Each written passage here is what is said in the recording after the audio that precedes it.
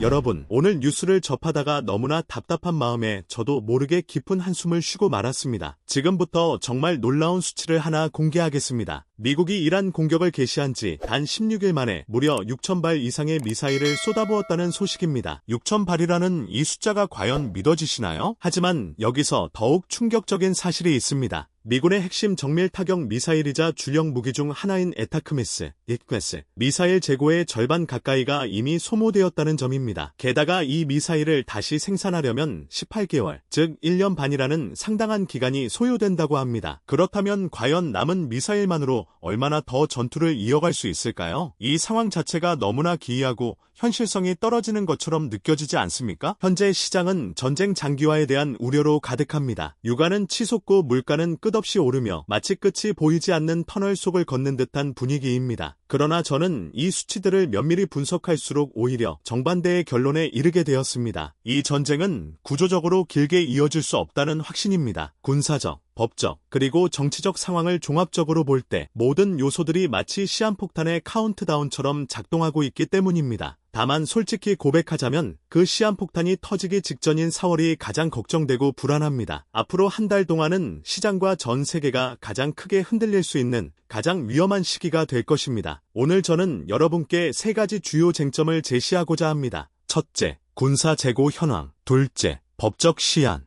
셋째, 유가 및 물가 변동. 그리고 마지막으로 이 혼란 속에서도 인공지능, AI 관련 투자만큼은 흔들림 없이 견고한 이유를 명확하게 설명해 드리겠습니다. 부디 20분만 집중해 주시길 바랍니다. 요즘 뉴스를 보면 거의 매일같이 들려오는 소식들이 있지 않습니까? 미국 폭격 대성공, 이란 해군 괴멸 등 미국의 압도적인 승리를 강조하는 보도들 말입니다. 실제로 백악관 대변인은 지난 3월 30일 브리핑에서 이란 해군 함정 150척 이상을 파괴하고 이란 해군 전력의 92%를 무력화시켰다고 대대적으로 발표했습니다. 이 수치만 본다면 실로 엄청난 전과처럼 느껴질 것입니다.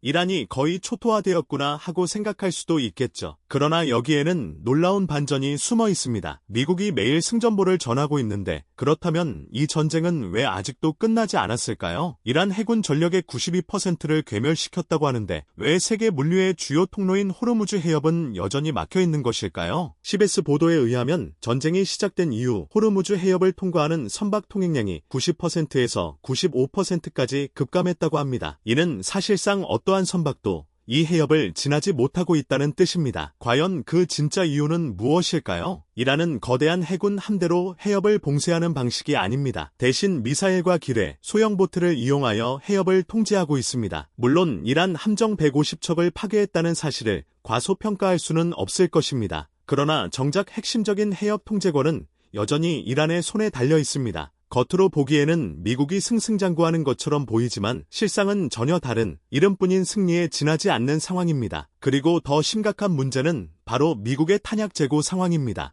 앞서 언급했듯이 전쟁 시작 16일 만에 6,000발이 넘는 미사일이 소모되었습니다. 지난 3월 27일 크랑카인 뉴스의 보도를 접했을 때 저 역시 과연 이렇게까지 해도 괜찮을까? 하는 의문을 지울 수 없었습니다. 주력 미사일인 에타크메스, 이크메스는 보유량의 절반 가까이 이미 사용되었으며 BBC 보도에 따르면 패트리어트 요격 미사일 역시 약 1,600발 수준의 재고 중 상당수가 소진된 상태라고 합니다. 이 상황을 여러분이 쉽게 이해하실 수 있도록 비유를 들어 설명해 드리겠습니다. 마라톤에서 처음 5km를 전력 질주하여 놀라운 기록을 세웠지만 남은 37km를 완주할 체력은 이미 바닥난 상태와 같습니다. 게다가 스몰 오어즈 저널은 이러한 체력, 즉 미사일 재고를 다시 채우는 데 수년이 걸릴 것이라고 경고했습니다. 오늘 사용한 미사일을 다음 날 바로 다시 채울 수는 없습니다. 한번 텅 비어버린 창고는 결코 쉽게 다시 채워지지 않습니다. 항공모함 전력의 상황 또한 주목해야 할 점입니다. 아니, 세계 최강으로 불리는 미국의 항공모함 전단이 현재 어디에 배치되어 있는지 알고 계십니까? 호르무즈 해협 근처가 아닙니다. 이란 미사일의 위협을 피해 아라비아 반도 외곽까지 후퇴해 있는 실정입니다. 지난 3월 중순에 공개된 위성사진을 보면 미 해군 항공모함 전단이 상당한 거리를 두고 물러나 배치된 모습이 선명하게 확인되었습니다. 이란은 심지어 아브라함 링컨 항공모함, 요스 에이브러햄 링컨, 이 사정권에 들어오면 즉시 공격하겠다고 공공연히 위협하는 상태입니다. 솔직히 이 소식은 저에게 엄청난 충격을 주었습니다. 세계 최강의 전력을 자랑하는 항공모함이 적국에 아예 접근조차 못한다니요. 그렇다면 지상전 상황은 어떨까요? IT 보도에 따르면 트럼프 대통령은 82공 수사단이나 해병대 병력을 투입하는 것을 검토 중이라고 합니다. 잠깐 여기서 현실적인 관점에서 한번 살펴보겠습니다. 이라크 전쟁 당시 미국은 항공모함 6척과 20만 명에 달하는 지상군을 투입했습니다. 그럼에도 불구하고 이라크의 수도 바그다드를 함락하는데 3주가 걸렸습니다. 이란은 어떤가요? 이라크 면적의 무려 4배에 달하며 인구 또한 8천만 명이 넘습니다. 항공모함은 접근조차 못하고 핵심 미사일은 고갈되어 가는데 겨우 수천 명의 공수부대 병력을 투입해서 무엇을 어떻게 하겠다는 것인지 군사적으로는 도저히 납득할 수 없는 상황이 아닙니까?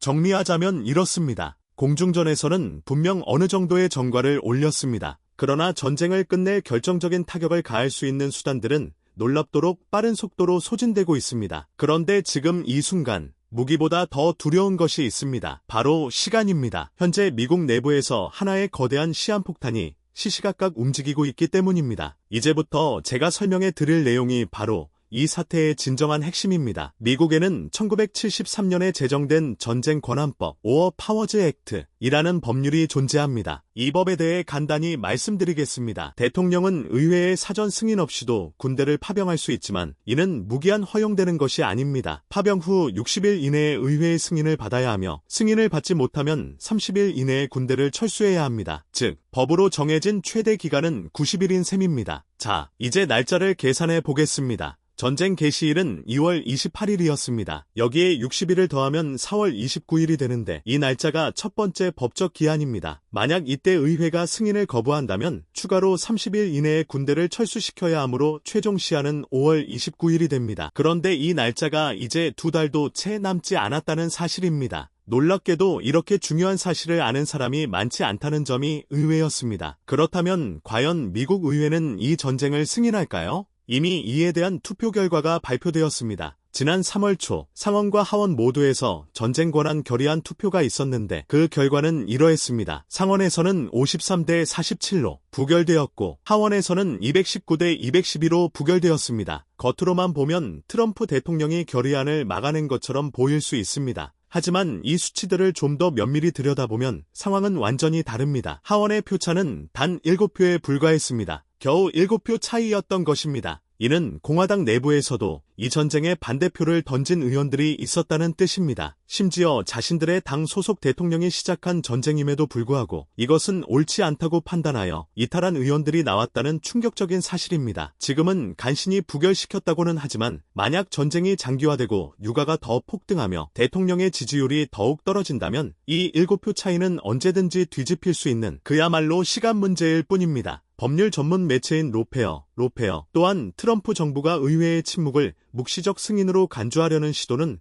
헌법적으로 전혀 유효하지 않을 것이라고 단언했습니다. 그런데 솔직히 말해서 저는 이것보다 더 걱정되는 부분이 있습니다.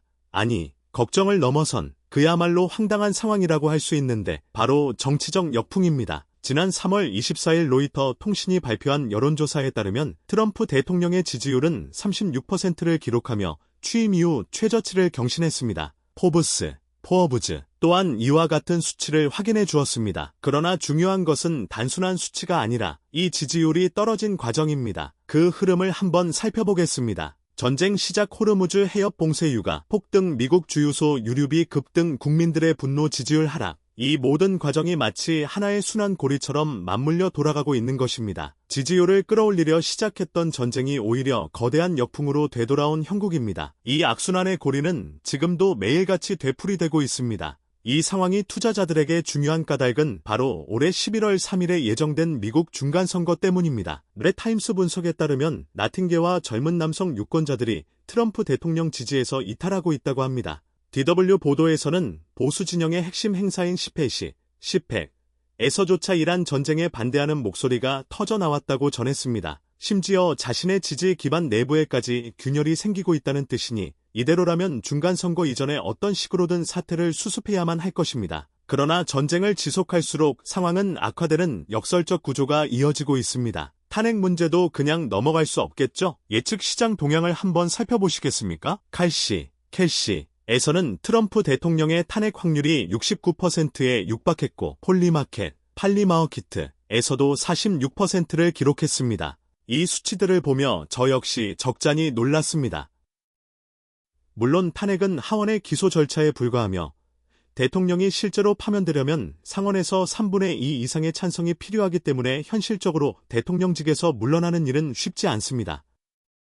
하지만 이러한 베팅 수치들이 시사하는 바는 무엇일까요? 이는 시장의 상상을 초월하는 정치적 불확실성이 엄청나게 반영되어 있다는 증거입니다. 실제 탄핵 여부와 상관없이 이러한 불확실성 자체가 투자 심리를 위축시키고 있는 것입니다. 종합적으로 볼 때 상황은 다음과 같습니다.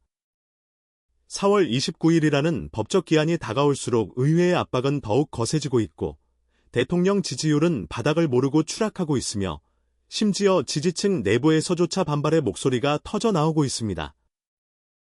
이 세 가지 압력이 동시에 목을 조여오는 이러한 환경 속에서 전쟁을 계속해서 연장하는 것은 정치적으로 거의 불가능에 가깝습니다.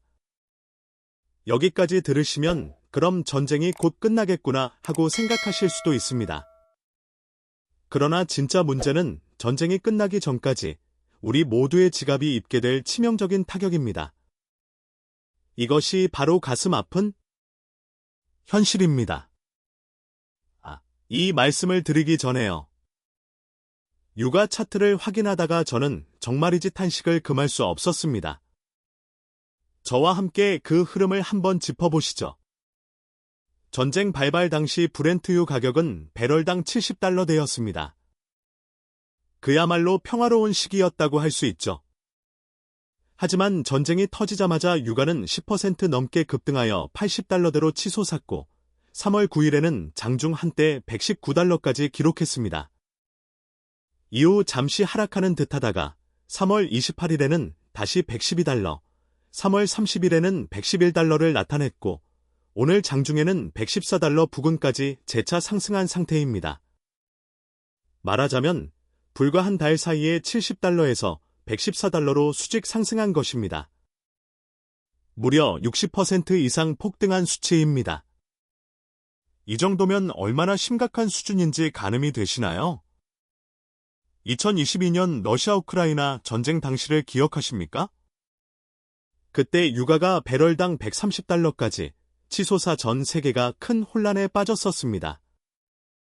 현재 $114라는 가격은 그때의 거의 90% 수준에 육박하는 것입니다. 그런데 여기서 결정적인 차이점이 한 가지 있습니다.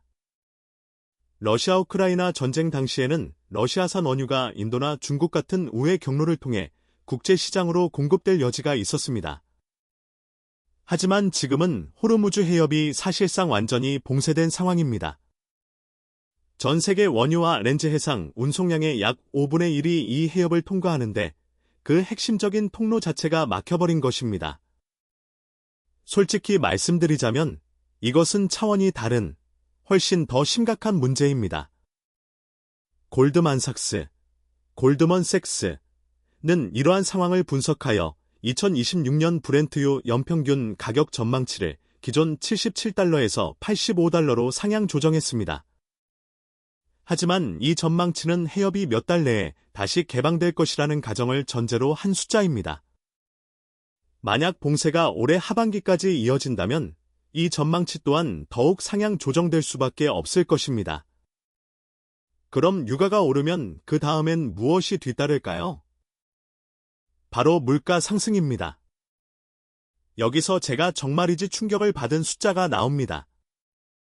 OECD는 지난 3월 26일에 수정경제 전망을 발표했는데 미국 헤드라인 인플레이션 전망치를 기존 3%에서 4.2%로 대폭 상향 조정했습니다.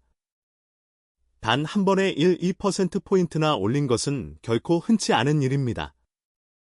국제기구가 이처럼 인플레이션 전망치를 큰 폭으로 상향 조정하는 것은 현재 상황이 매우 심각하다는 강력한 경고 신호입니다. 블룸버그 통신은 이 보고서를 두고 중동 분쟁이 인플레이션의 망령을 되살렸다고 표현했습니다.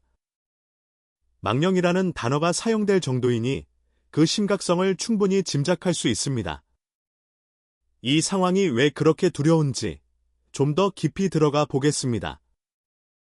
올해 초반까지만 해도 시장은 연방준비제도, 패드,가 금리를 인하할 것이라고 예상했습니다. 인플레이션이 통제되고 있었으니 하반기에는 금리 인하가 가능할 것이라고 낙관했었죠. 하지만 물가가 다시 4%대로 치솟는다면 과연 연준이 금리를 인하할 수 있을까요? 결코 그럴 수 없을 것입니다. 금리 동결은 물론이고 최악의 경우 오히려 금리를 추가 인상해야 할 수도 있습니다. 금리는 내려오지 않고 경기는 둔화되며 물가는 다시 상승하는 이름만 들어도 소름 돋는 스태그플레이션, 국면으로 진입하고 있는 셈입니다. OECD가 미국의 GDP 성장률 전망치를 2%로 하향 조정한 것 역시 바로 이러한 시나리오를 반영한 것입니다. 그렇다면 한국은 어떨까요? 한국은 훨씬 더 직접적인 타격을 입을 수 있습니다. 에너지 대부분을 수입에 의존하는 국가이기 때문이죠. 만약 유가가 배럴당 $100 이상에서 몇 달만 더 지속된다면 물가 상승 압박은 물론 경상수지 악화까지 동시에 겪게 될 것입니다. 수출의 경제를 의존하는 상황에서 원자재 비용은 치솟고 글로벌 수요는 위축되는 이중고에 시달리게 되는 것입니다. 게다가 4월에는 숨겨진 함정이 하나 더 기다리고 있습니다. 내년 4월 15일은 미국 법인세 납부일입니다. 이 시기에 기업들은 대규모로 현금을 인출하여 시장 유동성이 급격히 감소하게 됩니다. 시타델 증권, 시터델 시큐러티즈에 따르면 4월 말까지 연간 세금 환급액의 75%가 집행 완료될 예정이라고 합니다. 이처럼 막대한 자금이 시장에서 빠져나가는 시점에 전쟁으로 인한 변동성까지 겹친다면 4월이 정말 고비구나 라는 말이 괜히 나오는 것이 아님을 알 수 있습니다. 하지만 여기서 잠시 분위기를 바꿔볼까요? 이 혼란스러운 상황 속에서도 완전히 다른 세상을 살고 있는 존재들이 있습니다.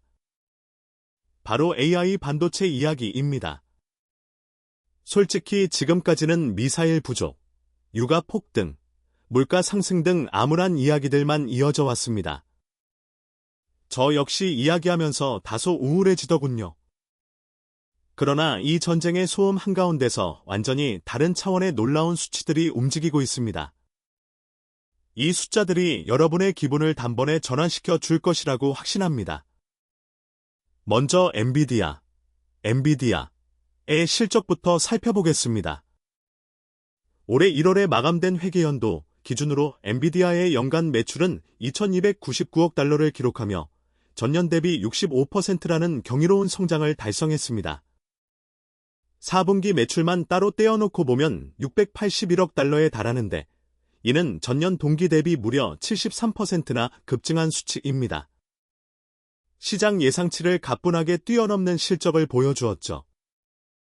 전쟁 발발 직전에 발표된 실적이라고는 믿기지 않는 엄청난 숫자입니다. 그런데 여기서 놀라운 반전이 있습니다. 정말 소름 돋는 부분은 단순한 실적 수치가 아닙니다. 바로 수주잔고에 있습니다. 지난 3월 중순 GTC 컨퍼런스에서 젠슨 황, CEO는 블랙회과 베러 루빈, 칩에 대한 주문이 2027년까지 최소 1조 달러에 이를 것이라고 발표했습니다. 이 소식을 듣고 저 역시 실소를 금할 수 없었습니다. 무려 1조 달러라니요. 이 금액이 어느 정도인지 감이 잘 안 오실 텐데요. 한국의 1년 국가 예산이 약 680조 원인데 1조 달러는 하나로 환산하면 무려 1,400조 원이 넘는 규모입니다. 다시 말해 한국 정부가 2년 동안 사용할 예산에 해당하는 금액을 엔비디아 칩을 사겠다고 전 세계가 줄을 서 있는 형국입니다. 심지어 전쟁 중인데도 말이죠. 전쟁이라는 혼란스러운 상황 속에서도 이 대기줄은 줄어들기는커녕 오히려 더욱 길어지고 있다는 사실이 놀랍습니다. 이는 비단 엔비디아만의 이야기가 아닙니다. 이른바 빅테크, 빅텍, 기업들 전체를 살펴보면 더욱 명확히 드러납니다. 알파벳, 앨퍼베트, 마이크로소프트, 아마존, 에머잔, 메타, 메터. 이 4개 기업의 2026년 설비 투자 합산액은 무려 6,500억 달러에 달합니다. 이는 전년 대비 44% 이상 증가한 수치이며 특히 알파벳은 투자를 무려 2배로 확대했습니다. 이 막대한 투자는 대부분 AI 데이터 센터 건설에 투입되며 그 안에는 엔비디아 칩과 삼성, SK하이닉스의 고성능 메모리가 탑재될 예정입니다. 반도체 시장 전체로 시야를 넓혀보면 세계 반도체 무역 통계 WSTS 전망치 기준으로 2026년 글로벌 반도체 매출은 9,705억 달러에 이를 것으로 예상됩니다. 이는 사실상 1조 달러에 육박하는 규모입니다. 전년 대비 26%라는 높은 성장률을 보이는 것인데 이 성장의 핵심 엔진이 바로 AI 칩과 고성능 메모리에 있다는 분석입니다. 제가 이토록 자세하게 숫자들을 보여드린 이유는 여러분이 이 거대한 사이클의 본질을 정확히 이해하셔야 하기 때문입니다. 이는 단순히 기업 간의 돈벌이 경쟁이 아닙니다. 그 배경에는 미국과 중국 간의 치열한 기술 패권 전쟁이 깔려 있습니다. AI 인프라가 곧 국가 안보 자산이 되는 시대가 도래한 것입니다.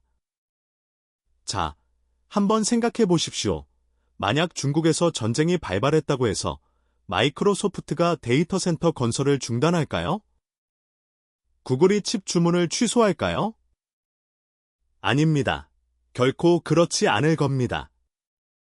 오히려 지정학적 불확실성이 커질수록 각국은 기술 자립을 더욱 서두르게 될 것이며 이는 역설적으로 반도체 투자를 가속화하는 구조로 작용합니다. 결국 현재 시장의 조정기를 어떻게 분석하고 대처하느냐에 따라 하반기 투자 성과가 크게 달라질 것입니다. 오늘 코스피 지수는 52포인트 내려앉아 4% 이상의 하락세를 보였습니다. 비록 연초보다는 약 20% 높은 수준을 유지하고 있지만 한 달 전 최고점과 비교하면 상당폭 떨어진 상태입니다. 골드만삭스는 연말 코스피 목표치를 7,000으로 모건 스탠리는 5,200에서 강세장 시 6,000까지 내다봤습니다. 현 주가가 이들 목표치와 비교해 얼마나 저평가되어 있는지는 직접 계산해보면 쉽게 파악할 수 있습니다. 이 지점까지 들으셨다면 전쟁이 머지않아 끝나겠으니 조금만 더 기다렸다가 매수하면 되겠군 하고 생각하실 수도 있습니다. 그러나 지금부터 드릴 말씀이 오늘 이 영상의 핵심 내용이라고 판단합니다. 트럼프는 예측 불가능한 인물로 알려져 있어 하나의 가상 시나리오를 제시해 보려 합니다. 트럼프가 의회를 설득하든지 아니면 전쟁 권한법을 아예 무시하고 밀어붙이든지 어떠한 방식으로든 지상군까지 투입되어 전면전으로 번지는 상황을 상정해 봅시다.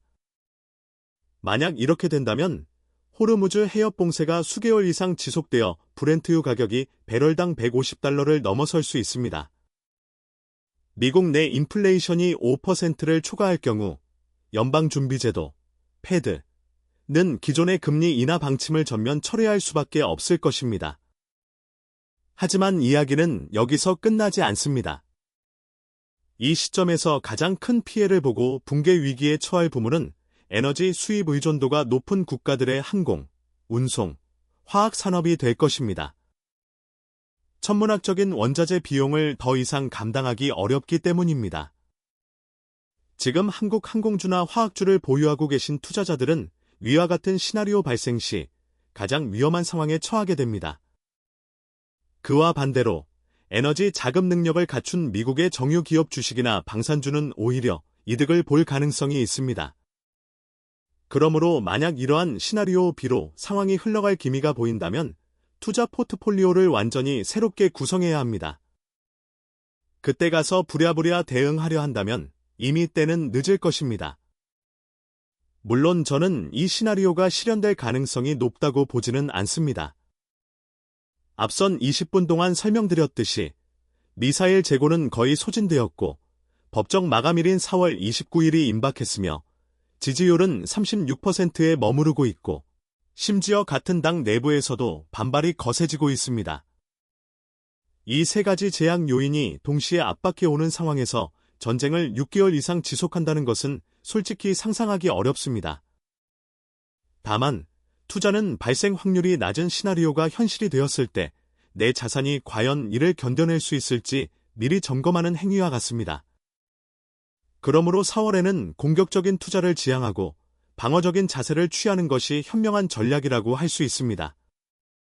특히 중소형주 투자 비중이 높은 분들은 매일 변하는 뉴스 기사에 흔들려 섣불리 움직이면 오히려 손해를 볼 수 있습니다. 오히려 움직이지 않고 가만히 있는 것이 수익을 보존하는 방법입니다. 처음에 제가 여러분께 무엇을 질문드렸는지 기억하십니까? 탄약이 바닥나고 있는데 과연 얼마나 더 싸울 수 있을까? 하고 물었습니다. 이제 그에 대한 답이 명확해졌습니다. 올해는 더 이상 전투를 이어가기 힘듭니다. 현재의 시스템이 이를 허용하지 않습니다. 그러나 이 시스템이 최종 결론에 도달하기까지 4월 한 달이 가장 힘겨운 고비가 될 것입니다. 오직 한 날짜만 마음속에 새겨두십시오. 4월 29일. 이 날짜를 기점으로 전쟁의 흐름이 변하든 종결되든 분명 어떤 중대한 변화가 발생할 수밖에 없을 것입니다. 그 순간 미리 대비했던 이들과 그렇지 못한 이들 간의 격차는 여러분의 상상을 훨씬 뛰어넘을 것입니다. 여러분, 혼란스러운 국제 정세와 요동치는 것이 경제 속에서 우리는 결코 두려움에만 빠져 있어서는 안 됩니다. 오늘 살펴본 바와 같이 전쟁의 포연 속에서도 인공지능과 반도체라는 거대한 메가트렌드는 흔들림 없이 전진하고 있습니다. 미사일 재고는 고갈되고 있지만 AI 칩을 향한 전 세계의 수요는 1조 달러를 넘어서며 폭발적으로 증가하고 있습니다. 위기는 곧 철저히 준비된 자에게는 새로운 부의 추월차선이 됩니다. 다가오는 4월 29일이라는 결정적인 법적, 정치적 변곡점을 앞두고 감정에 치우친 섣불은 투자가 아닌 철저한 데이터와 구조적 분석에 기반한 방어적이고 냉철한 전략이 그 어느 때보다 필요한 시점입니다. 불확실성이 지배하는 안개 속 시장에서 여러분의 소중한 자산을 안전하게 지키고 올바른 투자 방향을 찾고 싶으시다면 저희 경제 나침반이 가장 든든하고 정확한 길잡이가 되어 드리겠습니다. 오늘 분석해드린 영상이 여러분의 투자 인사이트를 넓히는 데 도움이 되셨다면 지금 바로 구독과 좋아요, 그리고 알림 설정까지 꼭 눌러주시길 부탁드립니다. 아울러 다가오는 시장의 큰 흐름을 미리 꿰뚫어 볼 수 있는 저희 경제 나침반 채널의 다른 심층 분석 영상들도 놓치지 말고 꼭 시청해 주시길 바랍니다. 언제나 여러분의 성공적인 투자를 응원합니다. 감사합니다.